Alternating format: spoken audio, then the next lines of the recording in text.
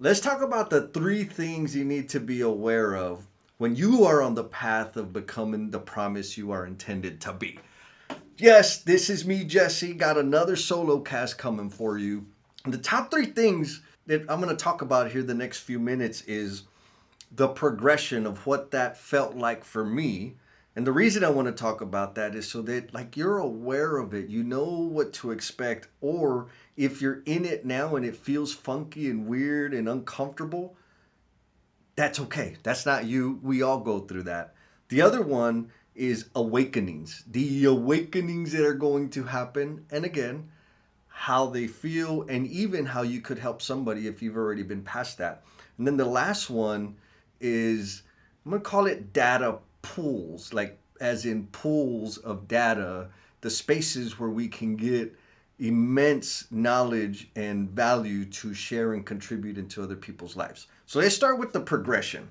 Again, of what it would feel like when you're on the path of becoming the promise you're intended to be. So for me, that progression early on when I was a youngling, I mostly existed in the like a victim state of mind. So I wasn't even on the path. That's just kind of where I started. And when I say a victim state of mind, I believed, like I really honestly believed that people were against me, that I just had really bad luck, that I wasn't getting a break, that things were unfair because everybody else was having this glorious life and mine was a pain in the butt. And when I'm in that state, nothing changes for me. Actually, things continually get worse and deteriorate no matter what familial relationship, romantic relationship, professional relationship, they all got sour. And guess what? It was everybody else's fault. And when it's everybody else's fault, there's nothing I can do about it. And then I finally had, a few life slapped me in the face a few times. And then I was taught, like, take ownership. And that doesn't mean, like, I struggled with that a lot because I'm like, what do you mean take ownership of that person that violated me? How is that my fault? It's not a matter of fault. It's a matter of ownership, meaning I need to own my contribution to the thing because I have contributed to every success and every failure I have ever experienced. And so, what I had to take ownership for was my contribution to the situation. And more importantly, if I indeed was violated by somebody, because I have been and I'm sure I will be in the future, the thing I need to take ownership for is the way I react or respond to the violation. Because I can either make it worse or I can leave it where it's at and start working to make it better, depending on how I respond or react.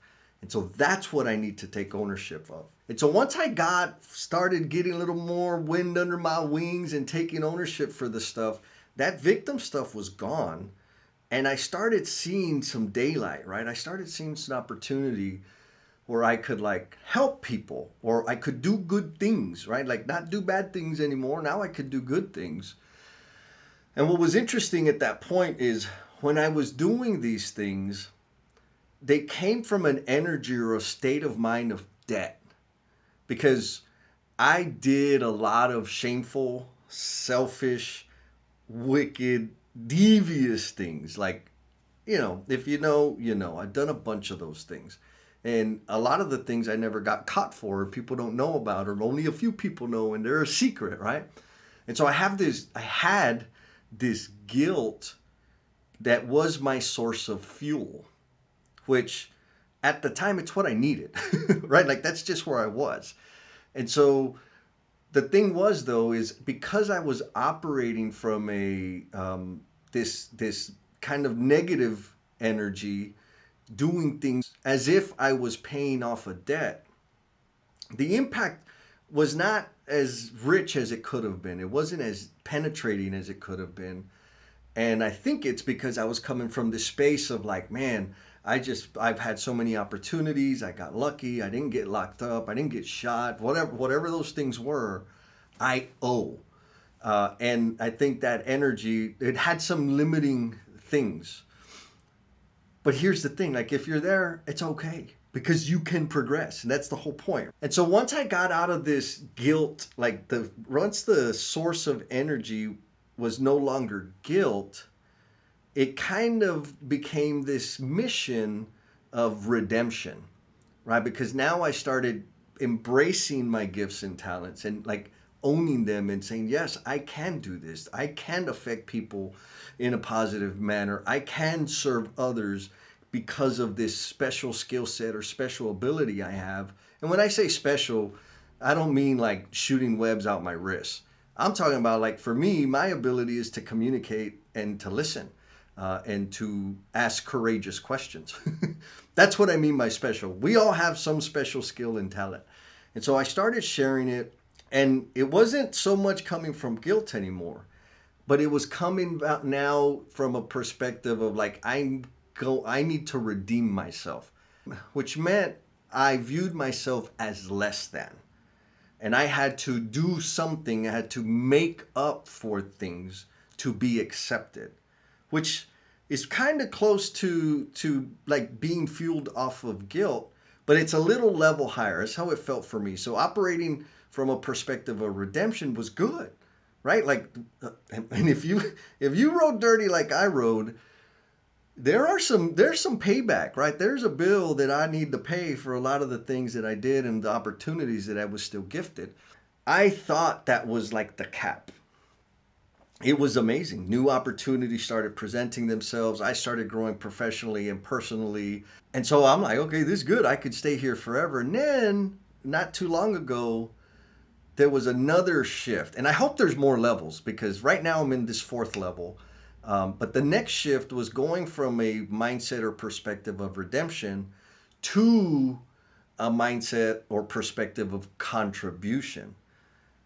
And the difference for me is I'm no longer trying to get something back or patch a hole or polish off some scratches. This is what you gonna get, baby. And I love it, and you don't have to, and that's okay. So I've got skills. I have intelligence. I have experience. I have a whole bunch of things that I've acquired along my life, as do you. And I can contribute that knowledge, that experience, that insight in service to others, right? Like I can pour into people, I can speak into their life and help them on their path. Slight difference, but like the landscape of what's possible for me now, operating from this space or perspective of contribution, is gigantic. It's like the whole universe is open to me. It's just a matter of which direction I want to go. Not can I go? Not what's it going to take to go? It's a matter of where do I want to go? And that comes from this energy of contribution. And so again, the reason I want to talk about these different levels is because you may be in one of those levels. And I just want to be ultra clear. You're not alone. It's not because you're defected. It's not because you're less than. You're on a path. And there are steps ahead of you so you can get there. And other people have been there. So you can get help, which is something that I didn't do early on. And I know for sure, had I done it, I would have accelerated and grown past each level way faster. So if you're there and you haven't sought help, get help. Talk to somebody. Share your thoughts. Tell them what you're scared of. Tell them what you're worried about. Tell them how you're feeling. It will help you progress way faster. The second thing of the three is the awakenings. You know, my friend Miss Cindy shared a little video clip with me about what the awakenings feel like. And when you're on the path to becoming the promise you're intended to be, it's very easy to believe that that path is going to be rainbows and gumdrops. And though there are some really beautiful, precious, inspiring moments on the path, most of the moments are like tripping, falling in mud, getting ready to take a bite out of your ice cream and dropping the damn cone out of your hand, like just not fun stuff. And so what you can expect, what I experienced was as I was discovering that a lot of the conflict and arguments that I was experiencing with people around me, my family, etc., was because of the way I showed up, that didn't feel good, right? Like they weren't mean people. I made them mean. My behavior, my minimizing, my dismissive, my ignoring caused them to be less than nice with me. And so when I had that awakening, it's like, oh my God, like I am responsible for this. This is my fault.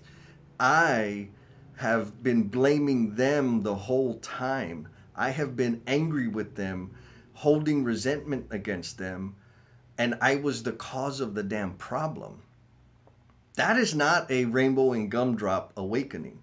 And it's easy to get stuck there and betray ourselves by bashing ourselves and beating ourselves over the head and regretting and just really kicking ourselves around, right? I'm pretty sure you might know somebody that's an expert at that. I'm one of them. There's probably more, and maybe you're one of them. And so, what I want you to take away from this point on awakenings is when you're on the path of personal growth and self development, not every awakening is fun and smooth and easy. Some of them suck bad. And that's okay. Again, it's not a you thing. It's not because you're less than. It's because that's what it is. That's what it feels like. And so when you're going through that, give yourself some grace. Like, give yourself a lot of grace. Be patient with yourself. Be accepting of yourself for realizing that you've done like not some great stuff. And know that, guess what? Now you don't have to do them anymore. Because the truth is, a lot of that dysfunctional or maladjusted behavior that I had was just the result of my response to the conditions I was in, my upbringing, all the funkiness that we all lived through. I learned how to cope. And I was just trying to get through. And when you're going down, having all these awakenings, it's because you're learning, right? We're growing. We're intentionally focused on developing our skills, developing self awareness. And that's the hard part. When I become aware of how I contribute to all the things, there's some ownership that comes with that, right?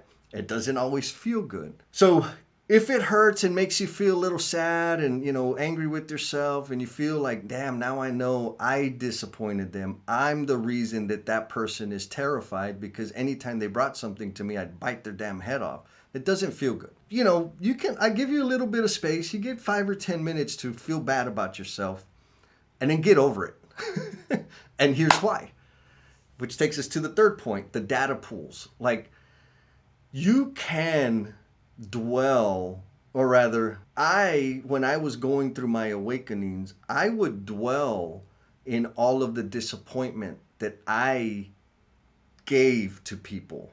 Not them disappointing me disappointing them.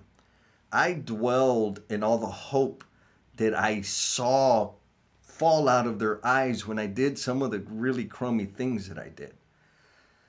I know how many times I lied to people that trusted me with really, really intimate, special things. And me dwelling in that led to a lot of my alcohol abuse and numbing all the things I put in my body to numb and like not deal with it. So dwelling there, there's no value in that. Now, on the other side of the coin, all of that stuff that I did can be valuable. And I think for me, this is the super, like the magical thing that kind of breaks the doors wide open in terms of the idea of contribution and being on the path, is because I know what it is to be dark and self-centered and deceitful and manipulative and addicted. I I exactly understand what that felt like. I know why I made those decisions. I know how my thinking, even though it was distorted, I can go back and say, okay, is that what you're going through? When I'm coaching somebody, when I see somebody struggling, see somebody stuck in the middle of it, I can go back to the dark times. Not to dwell and compare notes and say, oh, you did that. Well, this is what I did. Don't get caught up in that. It's very easy to get caught up on that. But to go and say, I understand you. I see you. I did the same thing. And this is what I felt like. Does that sound familiar? And then the person says, holy hell. You mean it's not just me? You experienced that too? And so my point is all the crud that you've done in your past that maybe you've been hiding or carrying shame about, I think that's a human thing. That's reasonable. But you can turn it into something so damn powerful, and it's really just a decision and practice.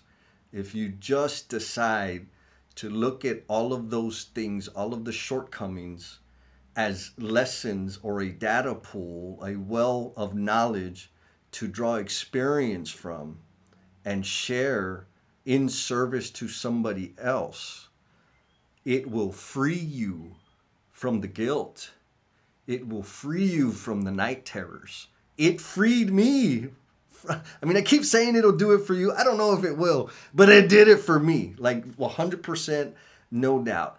When those things come up, I just think, okay, that was an experience that I need to use to help somebody else. And so my call to action for you is this. It's a little bit more forgive yourself. It's really all the dirt that you did. What are you going to do to use the experience of doing that dirt to contribute to somebody else's path? And if you're feeling like ultra courageous and not afraid to be vulnerable, leave me a comment in the things like whatever on the socials, on the LinkedIn, the YouTube, or the reviews. Let me know where you are on these different points or these stages. And if you thought you were alone, if you thought you were the only one that had these feelings and thoughts and failure points, leave me a message wherever. You can find the links and hit me up. If you thought you were alone before you heard this, drop the little raise hand emoji, and I'll know that you now know that you're not alone. And that's what I'm here for. That's why I'm sharing my message, is so that people know that they're not alone. Appreciate y'all listening to this solo cast and me babbling. I hope it brought you some value. If it touched you in some kind of way and it made you think about somebody else that could benefit from the thoughts or the ideas, or even if you just want to make fun of me with the friend, share it with them and ask them to listen to it and hit the stars and do the likes and all that other stuff. I appreciate y'all very, very much. Be kind to yourself, be cool, and we'll talk at you next time. Peace!